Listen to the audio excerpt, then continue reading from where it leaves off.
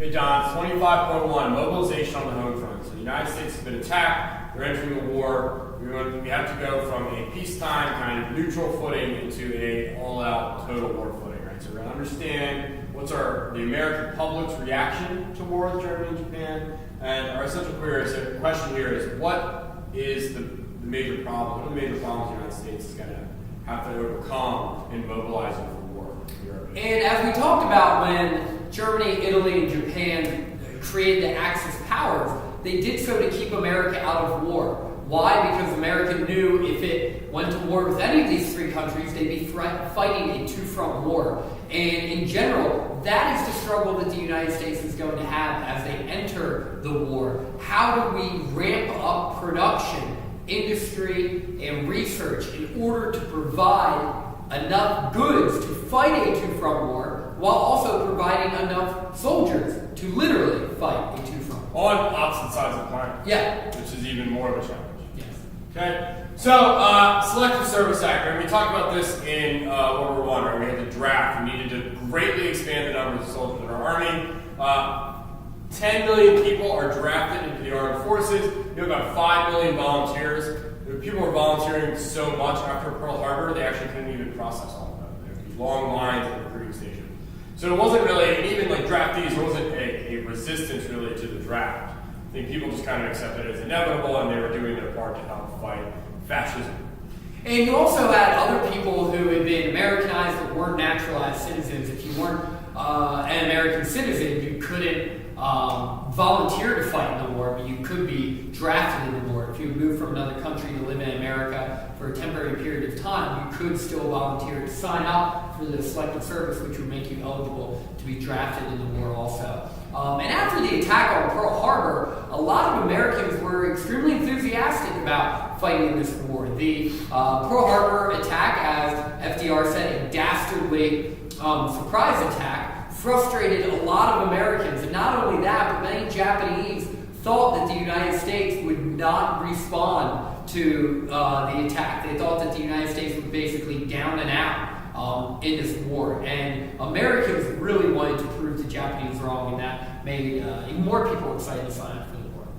All right, you also see groups that are kind of left out of the Army of the WAC, the Women's Auxiliary Army Corps. Right? They actually bring women into the Army. They work in a lot of kind of secretarial roles. They're nurses, but I mean, the manpower shortage was so great. I mean, my grandmother actually flew planes. Yeah, they performed roles in the military that a man or a woman can do. So they kept them off the front lines, they kept them from infantry, but they definitely started filling them in wherever they could help. They drove generals around, they worked at bases on mainland, kind of getting trainees ready out to war. Very, like a pretty, significant contribution. Yeah, and believe it or not, a lot of people were very resistant to women even taking these roles on boards, like flying planes, doing desk work, driving cars. They just didn't think the war, the military, was an environment for women, which of course the women in World War II debunked, and women now play an even larger role in the military today. But it wasn't just women. Minorities also weren't really welcome in the military. Many minorities signed up for the military. American Indians signed up in huge percentages. African Americans signed up for the Army, but oftentimes they were also, like women, assigned tasks that kept them far away from the front line, and they felt like they weren't having as much of a direct impact on the war as they would have liked. The Army was still segregated, so there's segregated units, and African American units are, for the most part, at least especially in the beginning of the war, are given kind of labor jobs. They build bases, they build forests, they build roads. They take care of the supply lines, but they're not fighting the front line. That changes as the war goes on. Very famously, we have here in this picture at the top is the Tuskegee Airmen, which is actually an all-black fighter pilot group that kind of fought in Italy and was very well decorated. Kind of their heroism was celebrated among American pilots. Here you have Navajo code talkers, where the U.S. Army took the Navajo Indian language and turned it into code that the Japanese actually were never able to break. So you can see that different minority groups do kind of take this role in the war and fighting the war very seriously, but there is a little bit of tension there, especially for African Americans, for Mexican Americans, groups that are, segregated society, facing Jim Crow, persecution, right? They maybe don't have the full benefits of American democracy, but are still making the decision to go and fight for the United States. Now, society needs to respond. With everyone signing up for the war, with war officially being declared, how is society going to respond? How is industry going to respond? Well, the industrial response to the outbreak of war in the United States of America was truly record-breaking in world history. America's greatest weapon in World War II weren't the generals or the soldiers who were fighting, but in fact the industrial production. Any great general will tell you, right, that the general that really knows what he's talking about focuses most of his time on logistics and supply lines. And that's what America had going for it better than any country in the world, really ever up to this point.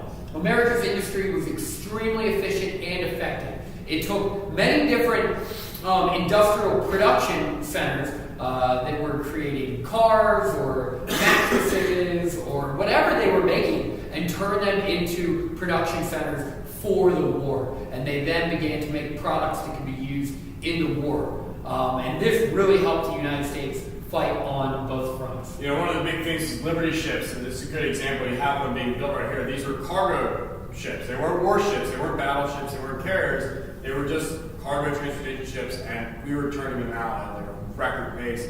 One was built in 4 days, from like laying in the dry dock to putting it out to sea. It was 4 days. That's an incredibly quick amount of time. We built thousands of these ships, and they were able to transport troops and supplies to Europe, to the Pacific, quickly and easily, and keep our boys and our soldiers protected and fighting. And while our Navy and Army was not fully prepared to fight a war this size in December of 1941, because of the industrial production and the industrial response in the United States of America, we were able to catch up to speed quite quickly. And within 6 to 8 months, we were effectively fighting the Japanese in the Pacific, and we were invading Europe and North Africa and Italy. But it wasn't just industry. Now, who's going to work? If the men are going off to war, if women are also participating in war, who's going to work?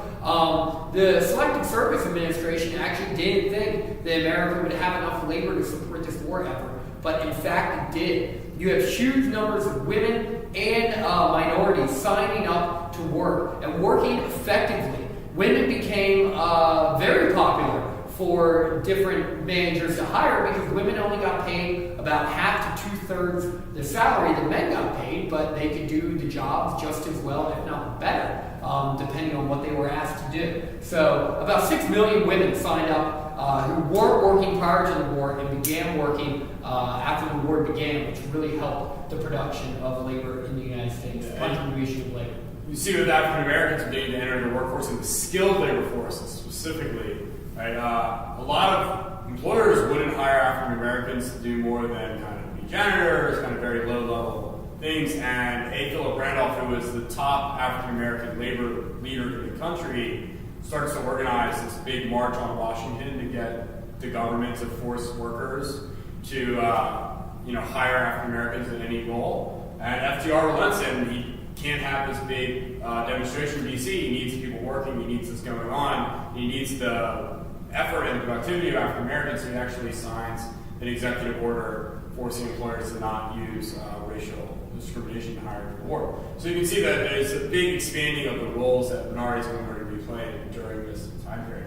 We also started mobilizing scientists, technology. We really needed to have a technological edge on the war, and we developed radar through this. We developed the atomic bomb, most importantly. This is the Office of Scientific Research and Discovery, and this is Einstein's part of this, J. Robert Oppenheimer. All the top scientists in the country are working together to find different technologies and things that are going to help us in the war effort. And what we'll find out by the end of the war is the one thing that's really important to keep in mind, which Mr. Nelson mentioned, is that this is the group that's going to develop the Manhattan Project and the atomic bomb. And so creating this office, while at the beginning of the war seems pretty necessary, it ends up being totally crucial to our success in the war in the long run. But as you can see through all of this, The government telling industries what to do. The government allowing more people to work and telling employers who they can and can't hire. The government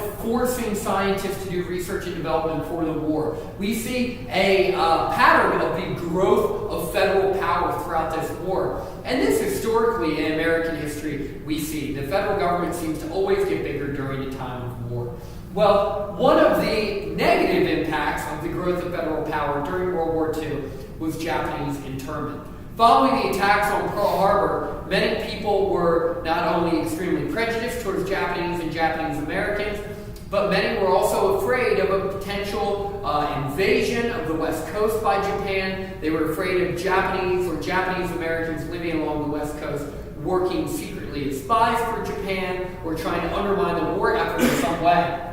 So the United States of America actually set up about a dozen different internment camps throughout the West Coast, all the way from Arizona all the way to California, to quite literally round up all the Japanese or Japanese Americans, send them to these camps, and within that, a lot of lives were ruined, businesses were ruined, mortgages and homes were foreclosed on, and we eventually apologized for it in the 1980s and awarded $10,000 to the family of every internment victim. Yeah, this is actually true. The reason Chinese restaurants have fortune cookies is Japanese internment. Japanese internment. Fortune cookies are Japanese, but when the Japanese all got sent away, the Chinese restaurants started making and started selling fortune cookies with their food because the Japanese weren't doing it anymore. Very interesting. And another thing that's really important to keep in mind is a lot of these Japanese Americans were American citizens. They weren't Japanese, they were Japanese Americans. 2/3 of them. American citizens. Born in America. Yeah. Actual in American California, citizens. born in Sacramento. Still locked up in a camp for 4 years. And we've talked about this. There's a lot of prejudice and racism on the West Coast for, dating all the way back to the major immigration in the mid-19th centuries with the gold rush and the building of the railroad. And we've talked about how it's much easier naturally to be prejudiced towards Asian people in the United States because they look so much different. Their culture is so much different. So you can see that those sentiments are still lingering in World War II. And again, with the growth of federal power, it's the economic controls. And Mr. Caldwell kind of hit on this, but there's price controls. They try to keep inflation, which is a major issue in World War I, under control by just placing price control on things, that certain products can't be priced higher than this amount of money. And that kind of kept inflation under wraps. You have the War Production Board, which helped organize everything and kind of making sure all the goods and services and supplies were getting out to the Army and the amount that they needed. And also rationing was really important. People were asked to cut back on doing all sorts of different things, on eating all sorts of different food because they needed it for the war effort. People were encouraged to grow their own gardens. Schools would have like scrap metal drives and rubber tire drives and things to get like more supplies from the military. I mean, it was a total war. Everyone was asked to contribute to it. The biggest impact of the rationing, probably more than anything, is limiting oil production. So if you have a car and you drive your car 10, 15 miles to work every day, you're going to have a real hard time figuring out how to do that when the government tells you you can't buy as much gasoline every week. And so that was definitely frustration, especially for people on the West Coast during this time. Anything else, Coach? That's it. Any more questions? Make sure you ask your history teacher.